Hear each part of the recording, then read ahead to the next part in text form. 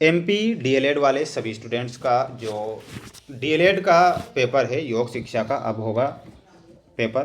तो पूरा पेपर और उसका सॉल्यूशन मेरे द्वारा आज यहाँ पर बताया जा रहा है। सभी बच्चों से बस इतना मेरा कहना है कि अगर आप पेपर देख रहे हैं तो पूरा पेपर ध्यान से देखें, अच्छे से सभी प्रश्नों को याद करें, क्योंकि 16 जून मंगलवार के दिन पूरा पेपर होगा। इसलिए आप सभी विद्यार्थी पूरा पेपर ध्यान से देख कर जाएंगे और अच्छे से इन प्रश्नों को याद करेंगे। सबसे पहले आपको जो सही विकल्प वाले क्वेश्चन दिए गए हैं वो इस प्रकार हैं। पहला क्वेश्चन देखिएगा, जिसमें प्रश्न पूछा गया है कि अंतर्राष्ट्रीय योग दिवस मनाया जाता है। प्यारे विद्यार्थियों, अंतर्राष्ट्रीय योग दिवस कब मनाया जाता है? तो 21 जून को अंतर्राष्ट्रीय योग दिवस के रूप में मनाया जाता है। इसमें आपको 21 जून करेक्ट आंसर के रूप में लिखना है, जो कि अंतर्राष्ट्रीय योग दिवस है। केवल्ली धाम की स्थापना की गई, तो प्यारे विद्यार्थियों 1924 में केवल्ली धाम की स्थापना होती है। यहाँ पर आपको 1924 करेक्ट करना है। सभी मेरे प्यारे भैया बहन वीडियो को लाइक जरूर करें और चैनल पर नए हैं तो चैनल को सब्सक्राइब करके रखना है। आपके लिए ही प्रयास और मेहनत मैं करता हूं, तो आपकी एक रिस्पॉन्सिबिलिटी जो बनती है वीडियो को लाइक और चैनल को सब्सक्राइब करने की, वो आप पूरा जरूर करें। इतनी उम्मीद मैं आप सभी प्यारे भैया बहनों से करता हूँ।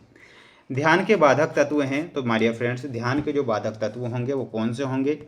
साहस, धैर्य या फिर उत्साह। ये तो बिल्कुल ध्यान करने में मोटिवेट करते हैं, लेकिन आलस्य जो होता है ना प्यारे विद्यार्थियों, ये बाधक तत्व होता है। तो इसमें आपको क्या लिखना है? आलस्य करेक्ट आंसर के रूप में लिखना है। परिसंचरण तंत्र का अंग है, परिसंचरण तंत्र का जो अंग होता है वो क्या होता है? माय डियर फ्रेंड्स, परिसंचरण तंत्र का अंग जो होता है हृदय होता है। परिसंचरण तंत्र का अंग, तो इसमें आपको हृदय ध्यान रखना है। मानव शरीर में पेशियों की संख्या है, तो मानव शरीर में पेशियां कितनी पाई जाती है? तो 600 पेशियां पाई जाती है। तो यहाँ पर आपको 600 पेशियां करेक्ट आंसर के रूप में लिखना रहेगा। बढ़ेंगे हमारे अगले क्वेश्चन की ओर। अगले क्वेश्चन की ओर बढ़ने से पहले सभी प्यारे भैया बहनों से बस इतना कहना रहेगा मेरा कि आप जो पेपर मेरे द्वारा आज यहाँ पर बताए जा रहे हैं, आपको इन क्वेश्चन को आप पढ़कर ही जाएँ, क्योंकि ये प्रश्न नहीं, ये आपकी लाइफ के वो क्वेश्चन हैं जो परीक्षा में दिए जाएंगे। देखिएगा, इन सभी के आंसर बताऊंगा। जैसे कि दूसरा क्वेश्चन था कि अनुलोम विलोम प्राणायाम के 2 लाभ लिखिए, कुंडलिनी योग को लिखिए और पंचकोश के नाम लिखिए। तो ध्यान से आपको इनके आंसर देखना है। आंसर आपकी स्क्रीन के सामने आ चुके हैं कि जैसे कि अनुलोम विलोम प्राणायाम के 2 लाभ लिखिए। तो 2 लाभ कौन से होंगे? यह मानसिक तनाव, चिंता और अवसाद को कम करने में मदद करता है। यह श्वसन तंत्र को बेहतर बनाता है और शरीर में ऑक्सीजन के प्रवाह को बढ़ाता है। ये अनुलोम विलोम के लाभ होते हैं 2, तो 2 लाभ आपको लिखना है। एक होता है कुंडलिनी योग को लिखिए, तो कुंडलिनी योग के बारे में लिखना है। कुंडलिनी योग एक आध्यात्मिक अभ्यास है जिसका उद्देश्य शरीर के आधार में स्थित सुप्त ऊर्जा, जिसे कुंडलिनी शक्ति कहा जाता है, को जागृत करता है। प्राणायाम मंत्र और ध्यान के माध्यम से इस ऊर्जा को रीढ़ की हड्डी के साथ स्थित विभिन्न चक्रों से ऊपर की ओर ले जाया जाता है, जिससे उच्च चेतना और आध्यात्मिक ज्ञान की प्राप्ति होती है, जिसे कुंडलिनी शक्ति बोला जाता है या फिर कुंडलिनी योग बोला जाता है।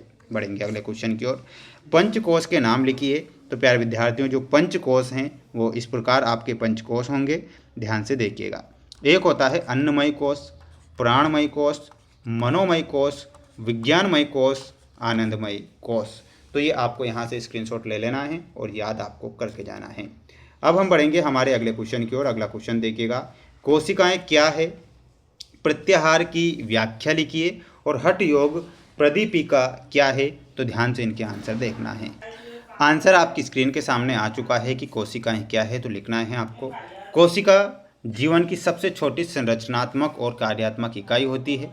सभी जीवित जीव कोशिकाओं से बने होते हैं।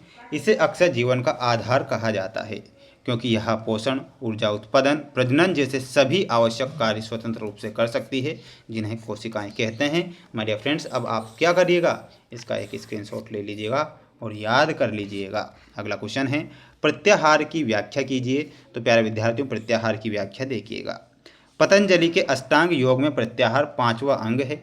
इसका अर्थ है इंद्रियों को बाहरी विषय से हटाकर अंतर्मुखी करना। जब साधक अपनी ज्ञानेंद्रियों आँख, कान, नाक आदि पर नियंत्रण पा लेता है और उन्हें बाहरी आकर्षणों से हटाकर मन के अधीन कर देता है, तो उस अवस्था को प्रत्याहार कहते हैं। यह बाहरी योग और आंतरिक योग क्या बीच का सेतु है। तो इतना आपको प्रत्याहार की व्याख्या में लिख कर आना रहेगा। मेरे सभी प्यारे भैया बहन स्क्रीनशॉट जरूर लें और अच्छे से पढ़ें। अगला क्वेश्चन है कि हठ योग प्रदीपिका क्या है। तो हठ योग के बारे में आपको क्या लिखना है। हठ योग प्रदीपिका हठ योग का एक प्राचीन और प्रामाणिक ग्रंथ है जिसकी रचना 15वीं शताब्दी में स्वामी स्वात्माराम ने की थी। यह ग्रंथ मुख्य रूप से शारीरिक शुद्धि, आसन, प्राणायाम, मुद्रा और नादानुसंधान के माध्यम से राजयोग की प्राप्ति का मार्ग बनाता है और यह योग साधना के व्यावहारिक पहलुओं पर केंद्रित है जिसे हठ योग कहते हैं। स्क्रीनशॉट ले लें। इसके बाद हम बढ़ेंगे अगले क्वेश्चन की ओर। सभी स्टूडेंट्स जो हैं हमारे साथ जुड़े हुए हैं, बिल्कुल आप जुड़े रहें तो मैं आपके लिए प्रयास मेहनत करता रहूं। तो अगला क्वेश्चन देख लीजिए, ये रहा। देखिएगा, इसका भी आंसर है कि जप ध्यान और अजप ध्यान को स्पष्ट कीजिए में लिखना है। जप ध्यान के बारे में लिखना है कि यह वह साधन है जिसमें साधक चेतन रूप से किसी मंत्र, नाम या विचार का जप करता है। तो इसके जो प्रयास हैं, प्रयास, विधि और अवस्था, आपको ये पॉइंट लिख कर आना है। सभी स्क्रीनशॉट यहाँ से ले सकते हैं। अगला जो है अजपा ध्यान।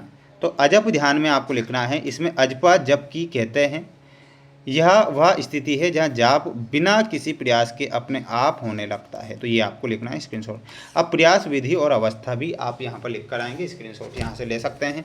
इसके बाद हम बढ़ेंगे हमारे अगले क्वेश्चन की ओर। अगला क्वेश्चन देखिएगा, ये प्रेक्षा ध्यान का अर्थ और उद्देश्य स्पष्ट कीजिए। तो ध्यान से इनके भी आंसर आ जाएंगे, तो बिल्कुल निश्चिंत रहिएगा। ये प्रेक्षा ध्यान का अर्थ स्क्रीनशॉट ले लेना है। प्रेक्षा ध्यान के मुख्य उद्देश्यों का भी स्क्रीनशॉट ले लेना है आपको। तो ये आपको लिख कर आना है।